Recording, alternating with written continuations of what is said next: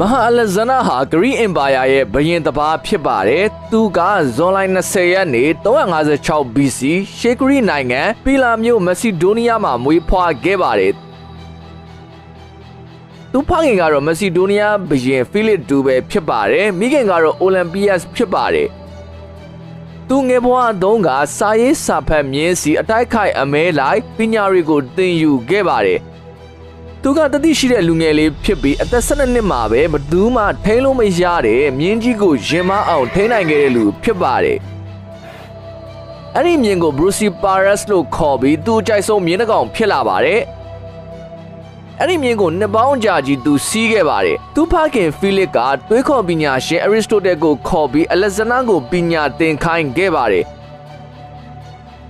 အရစ်စတိုတယ်ကအလက်ဇန္ဒာအပါဝင်မက်ဆီဒိုးနီးယားကလေးတွေကိုဆေးပညာအသွေးခေါ်ပညာကိုကျန်းတိတ်ခါဘာသာရေးရုံးသီးဗေဒအနုပညာစတာတွေကိုသင်ကြားပေးခဲ့ပါတယ်။ဒါကြောင့်ပဲအလက်ဇန္ဒာကိုယ်တိုင်စာပေကိုချစ်မြတ်နိုးတဲ့စိတ်ကိုပိုင်ဆိုင်လာခဲ့တာပါ။သူသက်16နှစ်မှာသူဖခင်ကစစ်သွားတိုက်နေတော့ဘရင်ကိုစားအုပ်ချုပ်ဖို့သူ့ကိုနန်းတော်အပ်ထားခဲ့ပါတယ်။သူဖခင်မရှိတော့ထရစ်ရှန်လူမျိုးစုတို့ကမက်ဆီဒိုးနီးယားကိုပုံကန်ကြပါတယ်။ငယ်ရွယ်သေးပေမဲ့အလက်ဇန္ဒာကမြင်းမြတ်ဆက်ဆက်တတိရှိရှိတုံးပြန်တိုက်ခိုက်ပြီးရန်သူတွေကိုသူတို့နေထိုင်တဲ့ပိုင်နက်ကနေတောင်မောင်းထုတ်နိုင်ခဲ့ပါတယ်။ဘုရင်ဖိလစ်က336 BC မှာသူ့ကိုရန်တော်ရဲ့လှုပ်ကြံမှုကိုခံလိုက်ရပါတယ်။အဲဒီမှာပဲအသက်20တာရှိသေးတဲ့အလက်ဇန္ဒာဟာဘုရင်ဖြစ်လာပါတယ်။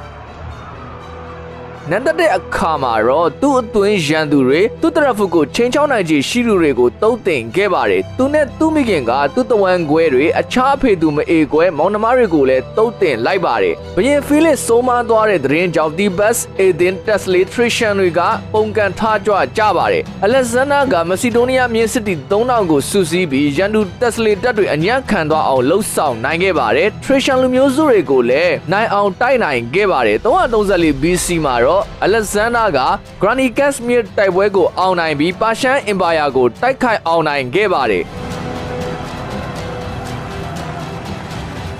ဘုရင်ဒါရီယက်စ်3နဲ့တိုက်ပွဲဆင်နွှဲပြီးမဟာအောင်ပွဲကိုရယူနိုင်ခဲ့တာဖြစ်ပါတယ်။ဘုရင်ဒါရီယက်စ်ရဲ့မိဖုရားနဲ့သမီးတော်မေတော်တို့ကိုဖမ်းပြီးကောင်းကောင်းမွန်မွန်ဆက်ဆံခဲ့ပါတယ်။329 BC မှာတော့အလက်ဇန္ဒာတပ်ဟာအာရှတောင်ပိုင်းဒေသတွေစီကိုခြိတက်လာပါတယ်။အဲ့ဒီအချိန်မှာတော့သူသိထားတဲ့လောကတစ်ခုလုံးကိုအောင်နိုင်ခြင်းစိတ်ပြင်းပြနေပြီဖြစ်ပါတယ်။အိန္ဒိယအနောက်မြောက်အရက်ကအဲ့ဒီလောကရဲ့အဆုံးဖြစ်တယ်လို့ဂရိတွေကယူဆကြပါတယ်။အလက်ဇန္ဒာရဲ့အိန္ဒိယမှာတိုက်တဲ့အကြီးမားဆုံးတိုက်ပွဲကတော့ Battle of Hattersby တိုက်ပွဲပဲဖြစ်ပါတယ်။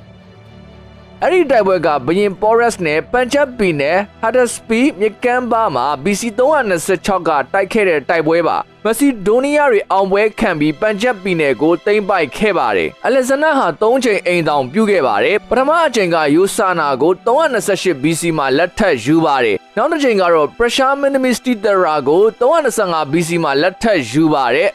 အလက်ဇန္ဒာဟာသူ့သက်32နှစ်မှာပဲငှက်ဖျားယောဂါနဲ့ကွယ်လွန်သွားခဲ့ပါတယ်အလက်ဇန္ဒာရဲ့တမိုင်းဝင်စကားကတော့စူးစမ်းတဲ့လူအတွက်မဖြစ်နိုင်ဘူးဆိုတာမရှိဘူးဆိုတာပဲဖြစ်ပါတယ်ခင်ဗျာ